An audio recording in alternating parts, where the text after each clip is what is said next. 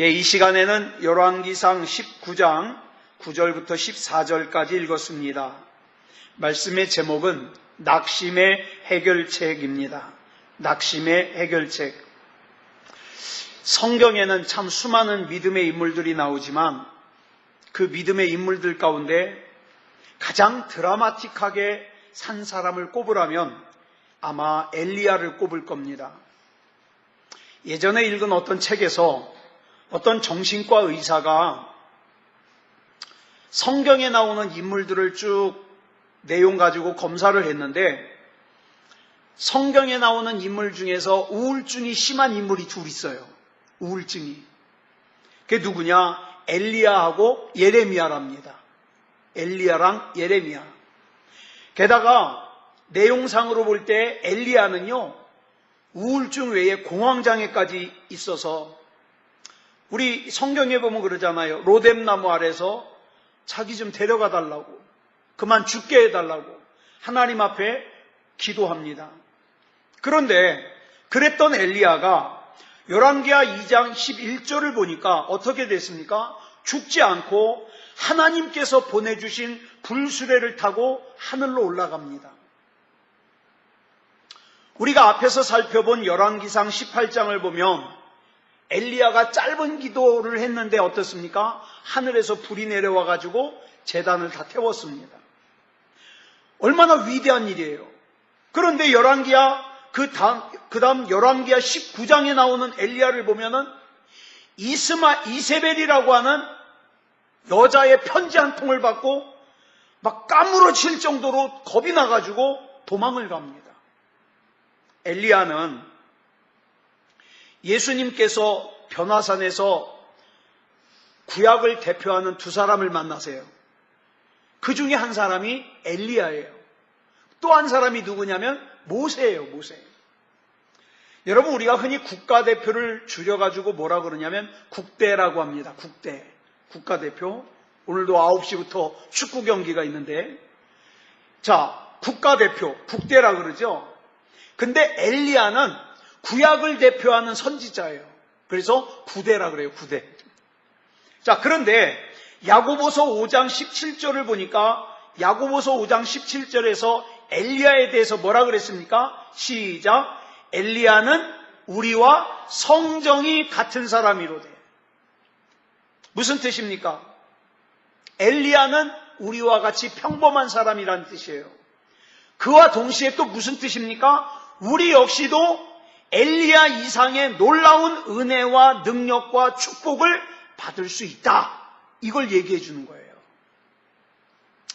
우리는 지난주에 이 위대한 구약을 대표하는 선지자인 엘리야가 왜 낙심하게 되었는지 낙심의 원인을 살펴봤습니다. 엘리야가 낙심한 원인은 바깥에 있어요? 안에 있어요? 안에 있습니다. 여러분, 우리가 낙심하는 원인도 대부분 보면은요, 저 누구 때문에 무엇 때문에가 아니에요. 내 속에 있어요. 내 속에. 낙심하는 원인이. 그 엘리야의 낙심의 첫 번째 원인이요, 뭐냐면 잘못된 시각이라 그랬어요. 잘못된 시각. 하나님은 보지 않고 누구만 봅니까? 이세벨만 보는 거예요. 그러다 보니까 자기가 지금 처한 형편이 죽을 형편이 아닌데도 죽을 형편이라고 생각하는 거예요. 그 다음 두 번째로는 엘리야가 만난 문제 앞에서 얼마든지 정면 승부를 할 수 있는데 두려움 때문에 어떡합니까? 도망갑니다. 북이스라엘에서 활동하던 선지자인 엘리야가 남유다의 그것도 끄트머리 부엘세바까지 도망을 가요. 그 다음 세 번째 원인은 뭐냐면 하나님의 말씀이 아닌 자기 생각이 판단 기준이에요. 자기 생각에는 하나님 믿는 사람이 자기밖에 안 남은 것 같고, 자기 생각에는 지금 형편이 죽을 수밖에 없는 형편인 것 같고, 하나님의 말씀이 한 번도 그런 말씀한 적 없어요. 야, 하나님 제대로 믿는 사람은 너밖에 없다. 또는 너는 죽을 형편에 처했다. 하나님은 한 번도 그런 말씀한 적 없어요. 자기 생각에. 자, 그러면 이렇게 엘리야가 낙심을 했는데 이 낙심한 엘리야에게 하나님이 어떤 처방전을 내리는가? 오늘 좀 살펴보려고 그래요. 낙심한 엘리야에게 하나님이 내리신 처방전은요, 의외로 너무 간단해요. 지금 엘리야는 피곤해요. 지쳐 있어요. 그러니까 어떡합니까? 엘리야에게 먹이고 재우고 먹이고 재우고 합니다. 자, 본문 5절부터 6절까지 보겠습니다. 시작. 로뎀나무 아래에 누워 자더니 천사가 그를 어루만지며 그에게 이르되 일어나서 먹으라 하는지라. 본즉 머리맡에 숯불에 구운 떡과 한 병 물이 있더라. 이에 먹고 마시고 다시 누웠더니, 엘리야가 로뎀나무 아래 누워가지고 지쳐 있는데 천사가 와가지고 어떡합니까? 그 엘리야를 갖다가 어루만지면서 깨워요. 그래서 엘리야가 이렇게 눈을 뜨고 일어나니까 어떡합니까? 머리맡에 숯불에 구운 떡과 물이 있어가지고 먹이고 또 다시 재워요. 사실 엘리야가 얼마나 지쳤겠습니까? 여기 브엘세바까지 오면서 제대로 먹기 됐겠습니까? 마시기 됐겠습니까? 그래서 엘리야는 지쳐있는 상태에서 천사가 주는 떡과 물을 마시고 다시 잠들었어요. 본문 7절을 보니까 천사가 또다시 와가지고 엘리야를 깨워요. 일어났더니 또다시 먹을 걸 주고 또다시 재웁니다.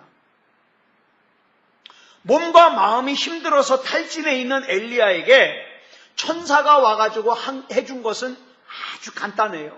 먹이고 재우고 먹이고 재우고. 엘리야가 왜 이렇게 피곤한가? 우리 한번 엘리야의 행적을 다시 한번 정리해 볼까요? 열왕기상 18장에서 잘 아는 바와 같이 갈멜산에서 하늘에서 불이 내려옵니다. 그때 그 시합을 할 때 어땠어요? 오전부터 오후 늦게까지 바알을 섬기는 제사장들이 난리를 쳤잖아요. 그러니까 점심인들 먹었겠어요? 못 먹었죠. 아침도 못 먹고. 자, 게다가 하늘에서 불이 내린 다음에 어떻게 했습니까? 다른 사람들은 다 밥 먹으러 갈 때 엘리야는요, 산으로 비를 내려달라고 기도하러 올라갔어요. 그리고는 비를 내려달라고 간절하게 기도합니다. 그리고 나서 구름이 생기고 비가 오게 생기니까 어떡합니까? 열왕기상 18장 46절을 보니까 아합이 마차를 타고 가는데 엘리야가 얼마나 빨리 달렸는지 그 마차 앞에서 달렸다고 그랬어요. 마차 앞에서. 그러니 몸이 얼마나 지쳤겠어요. 그러고 나서 곧바로 이세벨의 협박 편지를 받고는 브엘세바까지 도망을 간 거예요. 우린 여기서 아주 중요한 것을 하나 깨달아야 됩니다. 우리가 신앙생활하면서 몸을 자꾸 막 혹사하기 쉬워요. 내가 믿음이 좋은 것을 갖다가 지키기 위해서 막 잠도 못 자고 먹을 것도 잘 못 먹고 막 혹사시키고 그 다음에 막 헌신한다고 봉사한다고 막 힘들게 하고 몸을 갖다가 혹사하기 쉬워요. 그러면 안 된다는 거예요. 혹사시키면 안 돼요. 왜?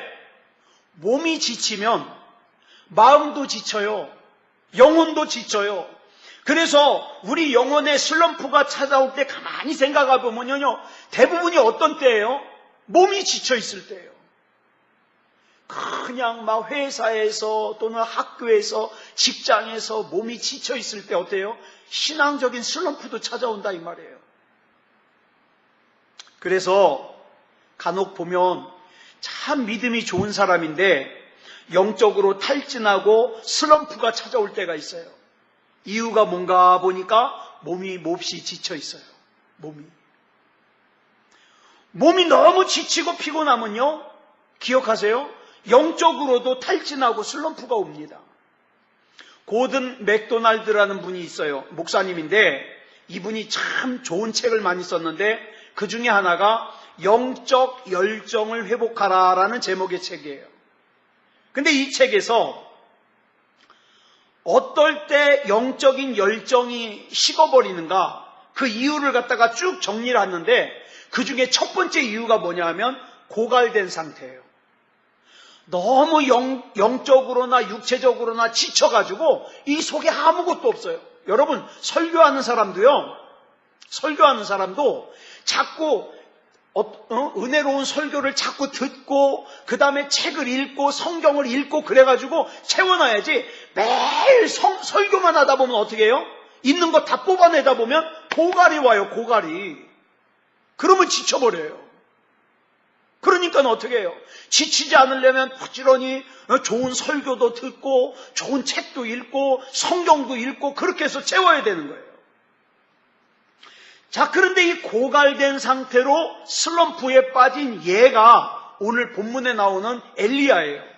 그래서 하나님께서는 엘리야의 영적인 문제를 해결해 주시기 전에 먼저 천사를 보내서 뭐를 회복시켜요? 몸을 회복시켜요. 먹이고 재우고 하면서 몸을 회복시켜요. 그러니까 여러분 기억하세요. 몸을 잘 쉬게 하는 것도 하나님을 위한 일이다. 몸을 건강하게 하는 음식을 잘 먹는 것도 하나님을 위한 일이다. 그런데 그렇다고 해서 또 지나치게 잘 쉬거나 지나치게 잘 먹으면 몸이 비대해지는 이런 부작용이 생기죠. 그러니까 몸을 적당히 쉬게 하고 그 다음에 몸에게 적당히 먹을 것을 먹인 후에 어떡합니까? 하나님께서 엘리야에게 잊고 있던 사명을 일깨워 주십니다. 이제 몸이 회복되고 나니까 어떻게 해요? 이제 영적인 문제를 회복시키시는 거예요. 본문 8절을 보면 엘리야의 지친 몸을 회복시키신 하나님께서 엘리야를 어떤 곳으로 인도하십니다. 우리 같이 읽겠습니다. 시작. 이에 일어나 먹고 마시고 그 음식물의 힘을 의지하여 40주 40야를 가서 하나님의 산 호렙에 이르니라. 자, 하나님의 산 호렙이 어디예요? 이 시내산이에요. 시내산. 시내산이 호렙이고 호렙산이 시내산이에요. 자, 그러면 우리는 시내산 그러면 누가 떠오르죠? 시내산. 모세가 떠오를 거예요. 모세. 하나님께서 모세를 부르신 산이에요. 양을 치고 있는 모세를 갖다가 불러가지고 어떻게 해요? 내 백성 이스라엘을 구원해내라고 사명을 맡겨주신 산이 시내산이에요.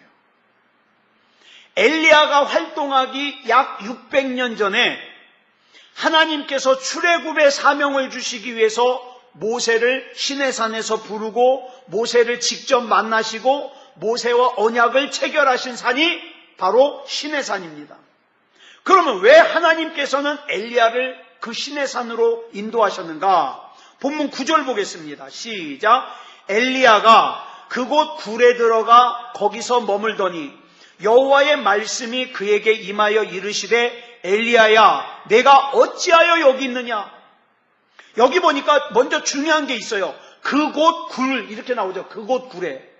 그러니까 굴이 많은 굴 중에서 어떤 아무 굴이나 얘기하는 게 아니에요. 특정한 굴이 있어요. 여기 굴이라는 게 특정한 정관사예요. 특정한 굴이에요. 그러면 이 특정한 굴이 앞에서 나왔을 거란 말이에요. 그러면 어떤 굴을 얘기하는가? 근데 제가 아무리 찾아봐도 열왕기 상하에는 굴이 안 나와요. 자, 그러면 어떤 굴인가? 쭉 앞으로 되짚어가 보니까 어디서 굴이 나오느냐?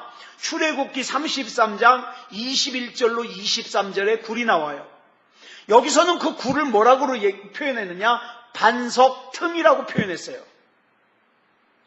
내용이 뭐냐 하면 모세가 하나님을 보여달라고 하나님 앞에 졸르니까 하나님께서 모세에게 자신을 보여주시는데, 그런데 모세야 너 나를 정면으로 보면 너 죽는다. 그러니까 너 이렇게 숙이고 있다가 그 반석 틈에 숙이고 있다가 내가 싹 지나가면서 너를 탁 칠 때니까 그때 이렇게 눈을 딱 떠가지고 내 뒷모습을 봐라. 그래가지고 모세에게 하나님의 등을 보여주신 장소가 어디냐? 바로 그 굴이에요. 그 굴. 그 굴로 엘리야를 지금 데리고 가신 거예요. 그러니까 이 굴은 어떤 굴이에요? 하나님이 친히 임재하신 지성소예요. 지성소. 하나님께서는 지금 모세를 만나 주셨던 곳, 또 모세에게 하나님의 영광스러운 뒷모습을 보여주셨던 곳, 하나님께서 직접 임재하셔서 모세에게 사명을 주셨던 곳, 모세의 삶의 의미를 깨닫게 해주셨던 그 장소로 지금 엘리야를 데리고 가신 거예요. 그렇다면 하나님께서는 왜 엘리야를 그곳으로 데려가셨을까요? 이유는 간단해요. 엘리야가 지금 너무 지쳐가지고 하나님이 맡겨주신 사명을 잊어버렸어요. 우리 한번 생각해 보세요. 내가 왜 태어났는가? 분명히 내가 이 세상에 태어난 이유는 그냥 먹고 자고 싸라고 태어난 거 아니거든요. 하나님께서 분명히 나에게 숙제를 내주셨어요. 사명을 맡겨주셨어요. 그런데 너무 이 세상에 정신없이 살다 보니까 그 사명을 다 까먹어버렸어요. 그걸 다시 깨닫게 해주시는 거예요. 네가 이 세상에 태어난 이유는 이거지 않느냐? 내가 너를 믿고 맡긴 사명 너는 왜 잊어버렸냐? 나만 따르리라고 했던 약속 왜 잊어버렸냐? 하나님이 그거 깨닫게 해주시는 거예요. 너 신앙 이거 아니잖아. 너의 믿음 이거 아니잖아. 어쩌다가 이렇게 식어버렸냐? 어쩌다가 이렇게 미지근해져 버렸냐? 이걸 지금 깨닫게 해주시는 거예요. 그렇기 때문에 하나님께서 본문 9절에서 엘리야에게 이렇게 물으십니다. 같이 읽어볼까요? 시작. 엘리야야, 네가 어찌하여 여기 있느냐? 하나님께서는 이 질문을요, 본문 9절에서도 하시고 13절에서도 하십니다. 이 질문이 오늘 우리가 나눌 말씀의 핵심이에요. 오늘을 살고 있는 우리에게 하나님이 물으십니다. 네가 왜 낙심의 장소에 있느냐? 네가 왜 의심의 장소에 있느냐? 네가 왜 불신앙의 장소에 있느냐? 여러분, 우리가 어떨 때 주로 낙심하죠? 여러분, 어떨 때 자꾸 막 불평이 나오고 원망이 나오고 그래요? 이럴 때예요. 내가 왜 살아야 되는지 모를 때, 내가 이 일을 왜 해야 되는지 모를 때, 내가 이 직장을 왜 다녀야 되는지 모를 때. 그죠? 우리 직장 생활할 때 그러잖아요. 내가 이 직장을 왜 다녀야 되는지 모르면 내가 그냥 죽지 못해서 살지 그러면서 억지로 다니면 어떻게 해요? 항상 주머니에다가 사표 써갖고 다녀요. 여차하면 집어 던지려고. 왜? 내가 여기 왜 다니는지 의미를 모르는 거예요. 그냥 죽지 못해 다니는 거예요. 이걸 이미 알고 계시는 하나님께서 우리에게 물으십니다. 네가 어찌하여 여기 있느냐? 어찌하여 이 낙심의 장소에 주저앉아 있느냐? 여러분은 지금 하나님께서 여러분이 다니고 있는 그 직장으로 보내신 의미를 아십니까? 네. 또 우리 김재현 권사님을 왜 김재현 권사님의 가정으로 보내셨는지 알겠어요? 이거 알아야 돼요. 네. 왜 하나님께서 나를 지금 이 장소에, 이 모임에 나를 보내셨는가? 이걸 알아야 돼요. 왜 하나님이 오늘 나를 이 사람을 만나게 했는가? 이걸 알아야 돼요. 그 의미를 알아야 낙심하지 않고 절망하지 않습니다. 그 다음에 엘리야가 낙심한 원인 중에 또 한 가지가 뭐냐면 외롭다는 거예요. 외롭다. 엘리야가 하나님께로부터 엘리야야 네가 왜 여기 있느냐 이런 질문을 2번 받았잖아요. 그랬더니 엘리야의 대답의 공통점이 뭔지 아세요? 나만 홀로 남았나이다. 나 혼자란 말이에요. 나 혼자다. 근데 사실은 엘리야가 혼자예요? 아니에요? 아니에요. 엘리야만 그렇게 알고 있었어요. 아니요. 엘리야도 자기가 혼자가 아니라는 거 알아요. 왜냐하면 우리가 앞에서 살필 때 열왕기상 18장에서 아합의 신하인 오바댜를 만났을 때 오바댜가 뭐라고 얘기했어요? 자기가 지금 50명씩 하나님의 선지자 50명씩 둘팀, 그러니까 100명을 갖다가 지금 동굴에다가 숨겨놓고 돌보고 있다고 얘기했거든요. 그러니까 엘리야가 지금 혼자가 아니에요. 근데 엘리야가 왜 이 투정을 부립니까? 자기 느낌이 그렇다는 거예요. 내 느낌에 내가 혼자인 것 같다는 거예요. 지금 엘리야는 이 세상 천지에 하나님 때문에, 하나님 믿는 것 때문에 이런 어려움을 겪는 사람은 나밖에 없다는 생각이 드는 거예요. 이건 우리도 다르지 않아요. 우리 가정에 어려움이 있을 때 이렇게 생각합니다. 이 세상에 이렇게 어려운 문제가 있는 가정은 우리 가정밖에 없어. 이렇게 생각해요. 이 세상에 이렇게 직장 문제로 힘든 사람은 나밖에 없을 거야. 이렇게 진학 문제로 힘든 사람은 나밖에 없을 거야. 이렇게 몸이 아프고 고통스러운 사람은 나밖에 없을 거야. 이렇게 돈 때문에 힘든 사람은 나밖에 없을 거야. 세상에 나밖에 없다는 생각이 들어요. 그래서 나의 힘든 상황을, 나의 힘든 내 사정을 누구에게 말해봤자 소용이 없을 것 같으니까 어떡합니까? 외로운 거예요. 그래가지고 자기 동정에 빠져서, 자기 연면에 빠져서, 연민에 빠져가지고 점점 더 고독해지는 거예요. 사람들이 많은 곳에 있어도 고독한 거예요, 혼자. 왜? 나만 혼자 힘든 것 같으니까. 다른 사람들은 다 아무렇지도 않게 사는 것 같은데 나만 죽을 것 같이 힘든 거예요.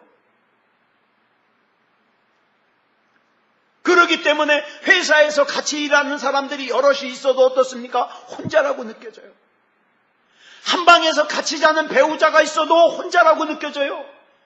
식구들이 같이 있어도 나 혼자라고 느껴져요. 한 교회에서 신앙생활을 같이 하는 사람들이 있어도 나는 혼자라고 느껴져요.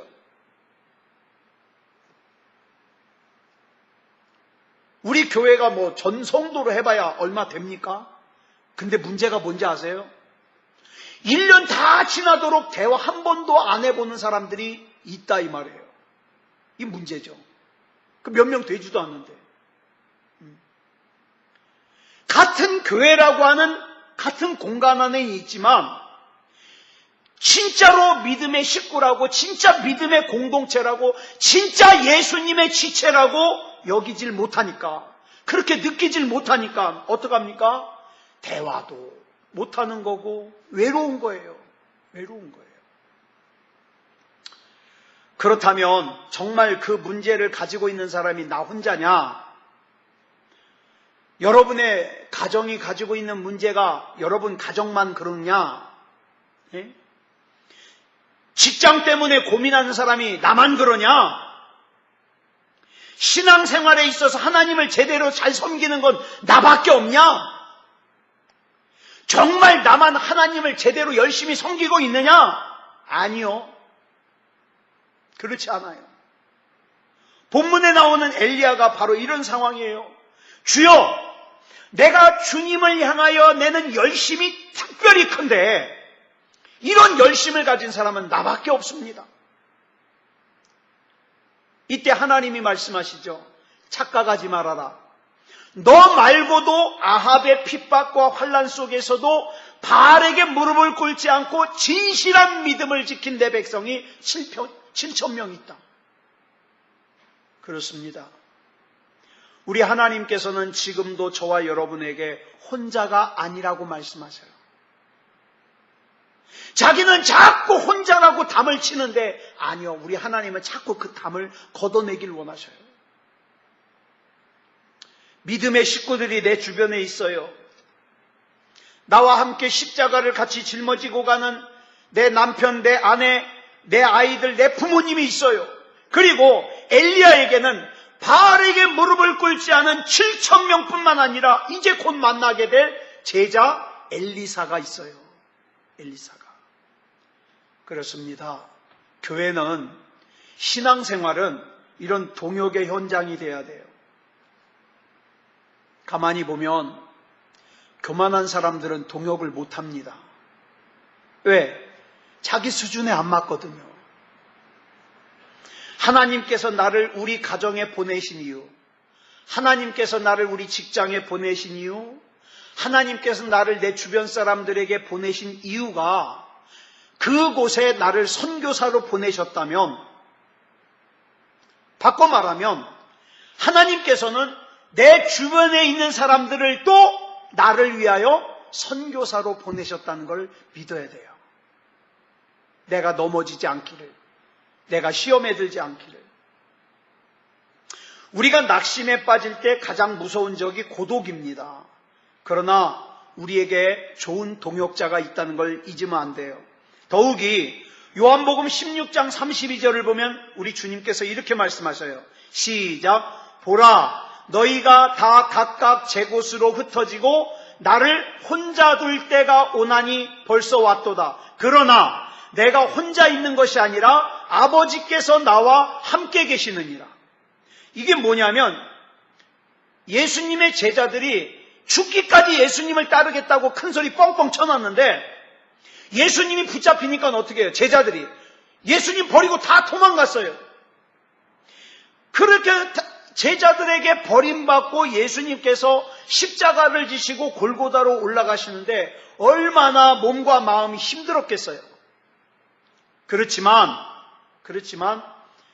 예수님은 외롭지 않았다는 거예요. 왜요? 하나님이 함께 계시니까. 아버지께서 나와 함께 계시느니라. 사람은요, 저는 오래 살지 않았는데 사람은요, 자기 이해관계에 따라서 어떻게 합니까? 같이 있기도 하고 떠나기도 해요. 네? 같이 있기도 하고 떠나기도 해요. 자기 이해관계 안 맞으면 어떻게 합니까? 막 요즘 세상은 또 전화까지 막 다 차단해버리고 말이죠. 다시는 안 보겠다 이거죠. 그런데 우리 하나님은 그런 이해관계를 따지지 않고 항상 나와 함께 계십니다. 나와. 그리고 오늘 본문을 보면 엘리야의 문제를 엘리야 자신이 해결한 게 아니라 하나님이 해결하셨어요. 하나님. 처음부터 엘리야의 문제 해결의 주도권은 엘리야에게 있는 게 아니에요. 하나님께 있는 거지. 저와 여러분의 문제도 그래요. 내가 고민한다고, 내가 걱정한다고, 내가 염려한다고 이 문제가 해결되는 게 아니에요. 만약에 내가 염려하고 걱정하고 고민해가지고 문제가 빨리 해결될 것 같으면 어떻게 해요? 열심히 고민해야죠. 근데 우리가 고민하는 것은 문제 해결과는 전혀 상관이 없어요. 왜? 내 문제 해결의 주도권은 하나님이 쥐고 계시는 거예요. 그 하나님께서 마태복음 11장 28절에서 뭐라고 말씀하셔요? 시작. 수고하고 무거운 짐진 자들아 다 내게로 오라. 내가 너희를 쉬게 하리라. 우리 주님께서 쉬게 해주시겠대요. 그래도 주님 앞에 못 맡기면 할 수 없는 거죠. 자, 이 일이 있고 나서 하나님께서 본문 11절에서 이렇게 말씀하셔요. 같이 읽습니다. 시작. 여호와께서 이르시되 너는 나가서 여호와 앞에서 산에 서라. 자, 낙심하고 좌절한 엘리야에게 하나님께서 나타나시는데 신기한 것은요, 엘리야가 그동안 상상했던 것과 다르게 나타나시는 거예요. 어떻게 나타났냐? 막 강한 바람이 막 불어와요. 우리가 생각할 땐 막 하나님이 그렇게 나타나실 것 같아. 막 크고 강한 바람이 불어와가지고 바위를 부수고 산을 가르지만, 근데 성경에 보니까 어떻게 해요? 그 가운데 하나님이 계시지 않더라. 또 막 지진이 일어나가지고 막 땅이 갈라져요. 야, 저 정도 되면 하나님 계실 것 같은데, 근데 하나님이 그 가운데 계시지 아니하더라. 또 갈멜산에처럼 막 불이 나타나더니 주변의 모든 것들을 막 태워요. 야, 하나님은 저렇게 나타나시나 보다. 근데 하나님이 그 가운데도 계시지 아니하더라. 그러면 하나님께서는 어디 계셨습니까? 본문 12절에 보니까 세미한 소리가 있는지라. 하나님은 세미한 소리 속에서 엘리야를 만나 주셨습니다. 사람들은 이렇게 착각을 해요. 막 불치병을 고치고 막 점쟁이처럼 지난 과거를 막 맞추고 그 다음에 막 기도할 때 뒤로 넘어가고 그 다음에 요란스럽게 방언을 하고 그럼 막 하나님이 강력하게 역사하시는 것 같고 대단한 것 같이 여겨져요.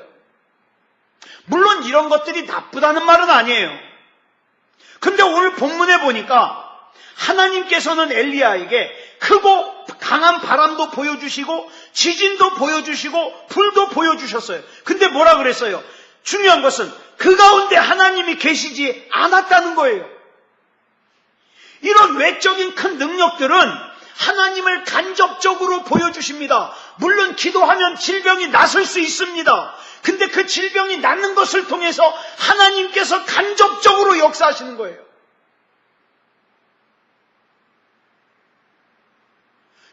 더 중요한 게 뭔지 아십니까?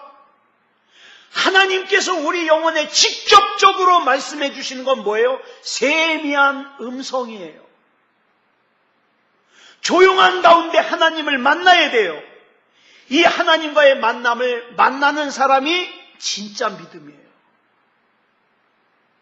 그래서 여러분 성경을 읽으셔야 돼요. 그래서 여러분 혼자 있을 때 기도하셔야 돼요. 그래서 하나님 만나야 돼요. 어리석은 사람들, 예전에 저 어렸을 때는 그런 사람들 많았어요. 저 어렸을 때는 부흥회를 많이 했거든요. 교회들마다 여기저기서. 그때 막 포스터를 막 길거리다 붙여놔요. 가장 인기 있는 문구가 뭔지 아세요? 불의 사자. 병든 자여 오라. 그래가지고 가면 막 대단해요. 막 그냥 기도해가지고 병든 자를 일으키고. 근데 중요한 건 뭔지 아세요? 그래가지고 뭐?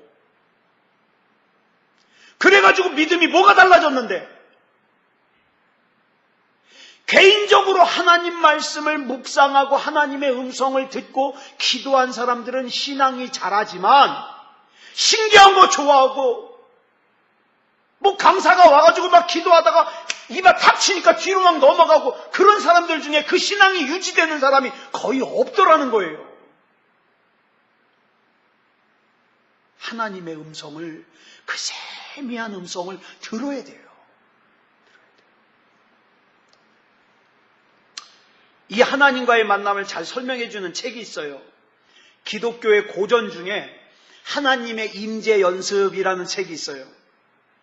이 책이 지금으로부터 약 400년 전에 쓰여진 책인데 프랑스의 수도사인 로렌스 형제라는 사람이 썼어요. 저는 처음에 이 책을 사가지고 저자가 로렌스 형제 그래가지고 형제가 같이 썼구나 이렇게 생각했는데 그게 아니라 수도원에서 직책을 못 받은 사람 있죠?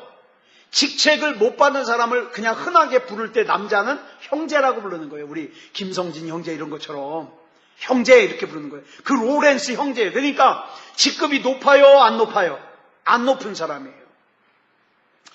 이 로렌스 형제는요 50세까지 세상에서 살았어요. 돈 벌고 살았어요. 그러다가 나이 50살에 수도원에 들어가서 수도사가 됐습니다. 근데 50살에 수도사가 돼가지고 남은 평생을 하나님과 함께 사는데 아까도 말씀드렸다시피 이분은 대단한 수도사가 아니에요. 여러분 우리나라의 그 스님 중에 여러분 성철 스님 있잖아요. 성철 스님. 예? 그 돌아가셨는데 이분은 어땠어요? 세상을 떠나서 산에서 막 생식만 했어요. 생식만. 밥을 익혀서 먹지 않고 생식만 먹었어요. 생식. 게다가 8년 동안 누워서 자질 않아요. 8년 동안 앉아서 자요. 이걸 유식한 말로 뭐라 그러냐? 불교에서 장좌불화. 그러니까 오랫동안 앉아있고 눕지를 않는다. 장좌불화. 8년 동안. 게다가 10년 동안 절 밖을 안 나갔어요. 이걸 유식하게 뭐라 그러냐? 동구불출. 뭐 위대한 사람 같은 막 이런 거 해야 되잖아요. 누워서 자질 않는다든가 뭐 절 밖으로 안 나간다든가. 근데 이 수도사는요 40년 동안 수도원에 50살에 들어가서 90살까지 살았는데 40년 동안 뭐 했냐? 주방에서 요리했어요. 주방장도 아니에요. 그냥 주방에서 요리해요. 감자 깎고 계란 후라이하고. 그런데요, 이 수도원이 까르멜 수도원인데 사람들은요, 이 수도원을 방문하잖아요. 그러면 어디 먼저 가는지 아세요? 주방부터 가요. 왜? 주방에 하나님의 임재가 강하게 임재하니까. 이 로렌스 형제가 이런 말을 했어요. 하나님의 임재를 체험하는 것은 큰 일에만 해당되는 것이 아닙니다. 계란 후라이 하나를 하더라도 하나님을 사랑하는 마음으로 합니다. 나는 일을 하는 동안 언제나 하나님과 대화를 나눕니다. 마치 하나님께서 내 옆에 계시는 것 같이 이야기합니다. 언제나 나의 봉사를 하나님께 올려드리며 언제나 나와 함께 계심을 감사드립니다. 매일 이렇게 살다 보니 언제나 하나님께서 나와 함께 계심을 체험하며 살아가고 있습니다. 사람들이 알아주지 않아도 내가 지금 하고 있는 이 일이 별로 그렇게 훌륭한 일이 아닌 것처럼 여겨져도 감자를 깎으면서 나는 하나님과 대화를 하는 거예요. 그릇을 닦으면서 나는 하나님과 대화를 하는 거예요. 야채를 다듬으면서 하나님과 대화를 합니다. 그래서 후세 사람들은 이 까르멜 수도원에서 가장 성스럽고 은혜로운 것이 어디냐? 주방장이라는 거예요. 주방, 음식 만드는 거. 여러분, 오늘날 우리가 불만을 가지는 가장 큰 이유가 뭐예요? 나 이런 대우 받을 사람이 아닌데 왜 나를 이렇게 처박아 놓느냐 이거 아니에요? 날 좀 큰 귀한 일에 사용하지. 날 좀 위대한 일에 사용하지. 왜 나를 이렇게 대우하냐는 거예요. 나 같은 사람은 막 연봉도 막 1억씩 받아가면서 높은 자리에서 막 이렇게 해야 될 사람인데 왜 나를 이렇게 하찮게 대하느냐는 거죠. 그런데 그 생각을 바꾸어서 내가 지금 주방에 있을지라도 주방에서 불평하지 않고 내 맡은 일을 마치 하나님을 위하여 일하는 것처럼 할 때 하나님께서 주방에도 역사하시고, 그죠? 사람들이 볼 때는 별 볼 일 없는 일이라 할지라도 어때요? 하나님이 그곳에 역사하신다 이 말이에요. 사랑하는 여러분, 저는 저와 여러분이 그렇게 살았으면 좋겠습니다. 오늘 제가 전화를 한 통화 받았는데 제가 전도사 때 봉사했던 약 1년 반 봉사했던 그 교회에 아버지가 은퇴를 하면서 아들에게 물려줬어요. 교회를. 아버지가 은퇴를 하면서 아들에게 물려줬는데 제가 본 바로는 이 아버지하고 이 아들은 안 맞아요. 안 맞아요. 근데 오늘 제가 전화를 들으니까 이 아들이 목회를 하다가 도저히 아버지랑 안 맞으니까 자기를 따르는 성도들을 데리고 교회를 나와버린 거예요. 그러니까 아버지 교회와 아들 교회가 나누어져 버린 거예요. 제가 그 얘기를 듣다가 이런 생각이 있어요. 아무리 좋은 건물이 있으면 뭐 하겠으며, 그죠?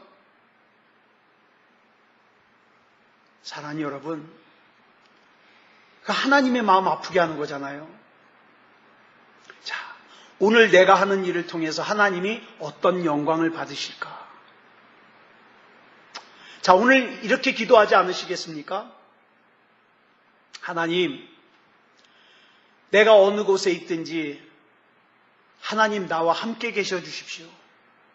나는 그거면 충분합니다.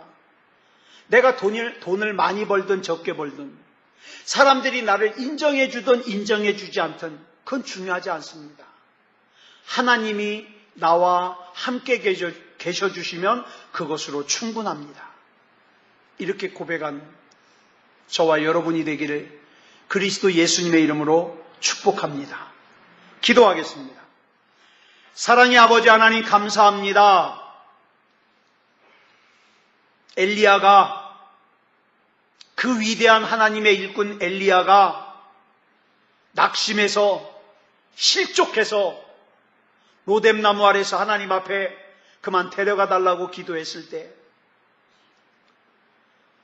또한 그 엘리야가 성정이 우리와 같은 사람이라고 했을 때, 하나님, 우리 역시 그렇게 약할 수도 있다는 뜻도 되지만 반대로 생각하면 우리가 엘리야보다 더 크게 쓰임받을 수도 있다는 뜻으로 압니다. 중요한 것은 하나님께서 어떻게 역사하시느냐이니, 하나님, 우리가 그저 교회 다니는 것으로 끝내지 말게 하시고 하나님 앞에 더욱더 믿음다운 믿음으로 설 수 있도록 인도해 주시옵소서. 사랑의 아버지 하나님, 이 밤에 기도할 때에 하나님이 함께 계셔 주시옵소서. 그것으로 충분합니다. 우리 하나님께서 인도해 주실 줄 믿사오며 그리스도 예수님의 이름으로 간절히 기도드려 싸움나이다. 아멘.